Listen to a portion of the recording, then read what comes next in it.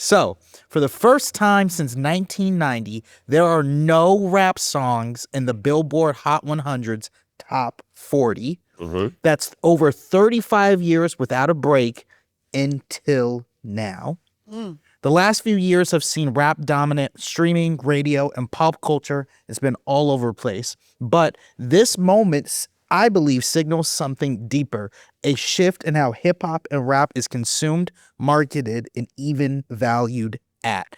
We're going to start off with you, Mr. Hayes. When you hear that rap has completely fallen out of the top 40, what does that tell you about the state of the culture? Adding a little note, your father is one of the most sampled artists of all time. What it tells me is that I'm so curious to hear your thoughts on the this. Drake-Kendrick beef I knew you were going has there. collateral effects that are being felt now. Not because Drake himself, right, was holding the music industry up, but Drake would jump on records of a lot of different artists that would give them visibility and help them elevate their records to the top 40, right? So that beef in itself is a pattern of beef that I feel like has changed the culture of hip hop into something that is so adversarial that is no longer like fun. And I come from an era of hip hop where it was a lot more collaborative and fun. Even Atlanta is still remained a pretty collaborative city. Absolutely. It has. But I remember, I harken to time, I was showing videos yesterday to one of my friends that showed like, what was the video? We were watching Ladies Night by Lil' Kim. Yes. It had Missy, the Brat. Yep. It had Angie Martinez. It had Lil' Kim. Had Left Eye. Queen Latifah was cameo. The video, yep. Black was in the video. Escape was in the video. Changing Faces was in the video. Total was in the video. It was all women having a good old time. Yep. And it was a great celebration of female hip hop. You couldn't get 5 black rappers in a room together right now to look at each other. You couldn't. Unless you were in Atlanta, but yeah, yes. you could. Yes, No, you're but right. but what I'm saying is that it was fun. I showed like the Not Tonight. I mean, I showed the Give It To You remix by the Brat, where it had the Brat, it had Biggie, it had Diddy, it had T-Boz, it had Mary. We were all chilling, hanging out. One More Chance remix, the Biggie. Music was a lot more. It was a lot more fun. Everybody jumped on each other's videos. They cameo. The music was a lot more positive. I think we've become very, very dark. I think the YNs, as they're called, that culture has a dead end. There is no way out of that culture. And I think that's why you're seeing the music disappear. See, so for me, I think that it's not so dark as what you're saying. I see it as there's so many more artists that are independent now. So they don't have the labels that do the backing and the playing with the numbers, which is kind of what Drake is alleging with the lawsuit to UMG, right? So when you have all of these people like that own their music, that own their catalog, that are independent, they're not going to have the backing to end up on these lists or get these nominations at the Grammys. A lot of that is still all, again, back to the P word, political. And so what I find it to be is that these artists are just making more money and doing their own things instead of signing these bad deals. I want to say that they're convincing. The worst thing that you can do is convince Black people that the charts don't matter. So I always say this: history don't remember who made the most money. History remembers who made the most history. So listen what I mean. So what I mean by that is, if you can convince artists, I understand that going independent is still a thing. Is a thing, yeah. But history's going to remember who had the most #1 records, who had the most, like Taylor Swift's, the people of the world. Even with Drake being one more record away from having Michael Jackson like #1 records, they're convincing people like, oh, the Grammys don't matter. Oh, these award shows don't matter. The radio charts don't matter. It's all about the bag. And it is, but it's also an art form that is competitive. If you want to be, I want to compete. That's the one thing what I loved about our era of hip hop is put the Backstreet Boys up there and Outkast still gonna beat their ass. Like put the best artists you got up there and we still gonna mop you. Like we're still like Little John is still like our music is still gonna dominate the charts. I get that, but I guess as a creative right now, and I have a few people that I can use as examples. I think impact is more important than a notch or a nominee or a number for it to be in history. And I say that because NBA YoungBoy is currently on tour.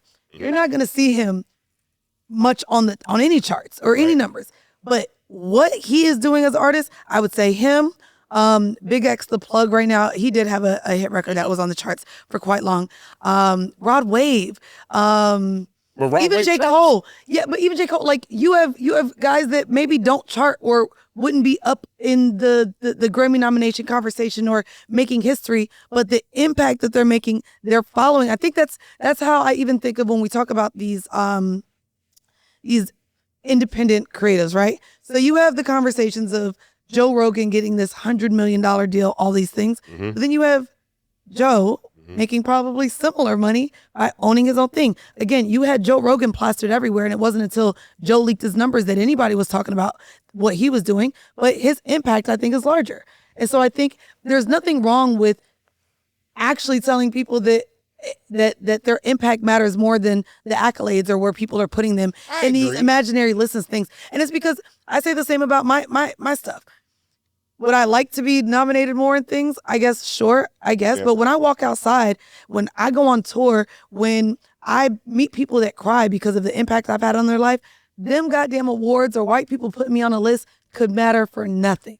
And so I actually think it's a benefit that we are telling Black people, bro, you don't need to be on these white people lists. Yeah, well, I don't think it's not about the list stuff. It's not a bad thing. But it's also affecting, I think, the and it's going to lead into one of the final things we talk about, but it's going to lead into the representation of Black people in the music business, because if we're not on the charts, then the assumption is that hip hop is dead when it's still one of the most consumed genres in the world.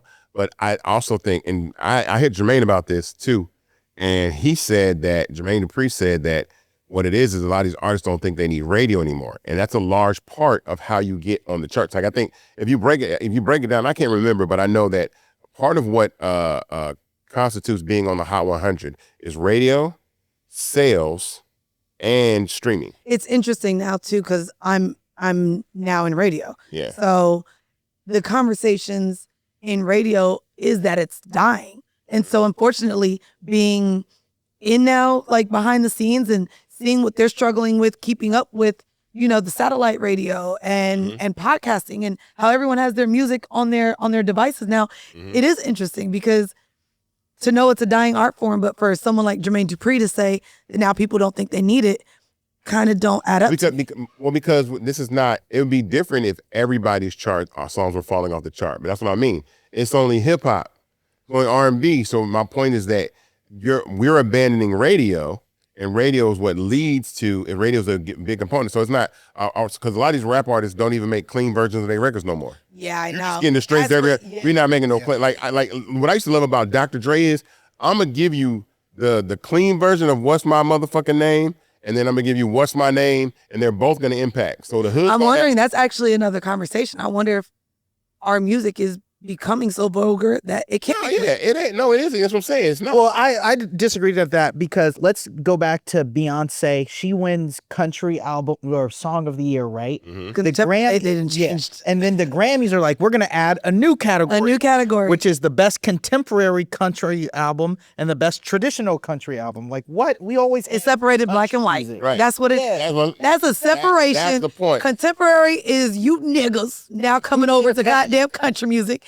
And then traditional is the white. But it was always our music, right? Like Elvis. How did Elvis Presley figure out? He went and he saw the dude playing. That was a beat him. Yeah. Again, you are correct. But country music is an institution of itself. Yeah. That is very, very. I'll say racist. It's very, very isolated and racist. So they don't want people to shine in that. And when it's a genre that black people invented anyway, but it's the co-opting of, well, now it's ours. Now this belongs to us. And so. Oh yeah, I think Shabuzi was like the longest lasting. Oh, they didn't try to acknowledge him at all. No, which is crazy.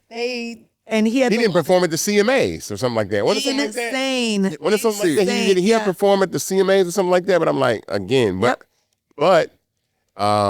you know, as a creative, I think those things do matter. I think the integrity. That's why I say history don't remember who made the most money. History remembers who made the most history. If it was about money, it was one thing. But if we want to change the history book and say, oh, the greatest country artists of all time were these people that were the #1 artists on the Billboard charts. Even though Young Boy probably made more money, cool.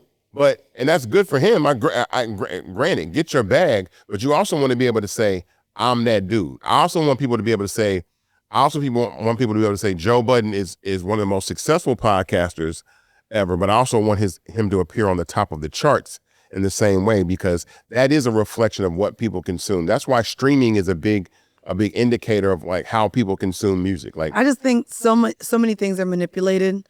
Again, there's payola. Nothing is real. So for me, I guess even the fact that, and going back to them wanting to take critical race theory out of schools, freaking Trump going into the Smithsonian saying that shit don't add up to him. Like, history is also something that can be rewritten, retold, and all these things. So impact to me beats just whatever they're putting down in history. Because again, history is even rewritten. Here's my pushback on the payola situation. They say everybody's buying bots. If that's the case, then everybody should be able to buy the bots to get them to #1. How come not everyone has the money? No. But what I'm saying is, we know that pop artists got more money than black artists. So how is Kendrick Lamar, or how is Drake, or how are these other black artists actually coming to the top of the charts and rising higher than anybody else? And my point is, the music is just that good, and people really, really like it. If that's the case, Taylor Swift would have a #1 record all the time. She would never not. She would always be #1. All the country artists would be #1. All the white artists would be #1. Lady Gaga would be #1. Sabrina Carpenter would stay #1. But when all the levers and gears were in motion to make things happen, even in the 90s and the 2000s, black music sat at the top of the charts. Only when streaming was not counted, right? Yeah. In the late 2009s and then going into about 2013 and 14, that era is when EDM became really, really big. That's when we had Neo doing EDM. You had Rihanna. You had Rihanna. You had Nicki Minaj. Yeah. You had Usher. Everybody had to jump on that EDM wagon. Chris Brown. Because everybody was getting, Chris Brown, everybody was giving away their shit on mixtapes. Yeah, do that. And they were making black people jump through hoops to get back to signed to labels.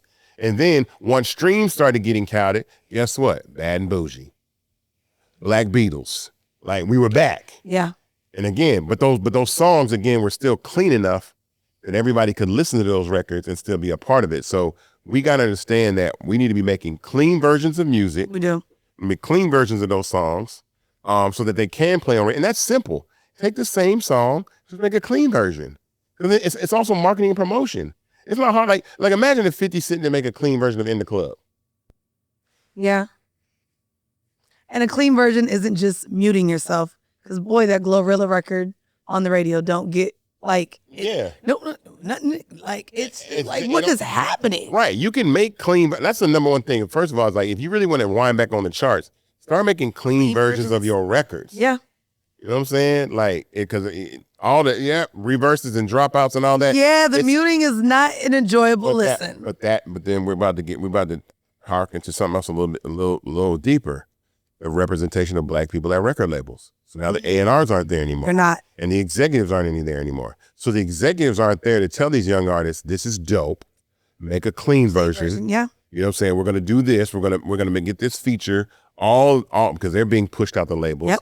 So once you remove the people that are gone, then now you got black people again. We're back fending for ourselves. And we're making the music that our community wants, but it's outside of the system. It's outside of the system. And then it makes it look like black music doesn't even matter anymore. You know what?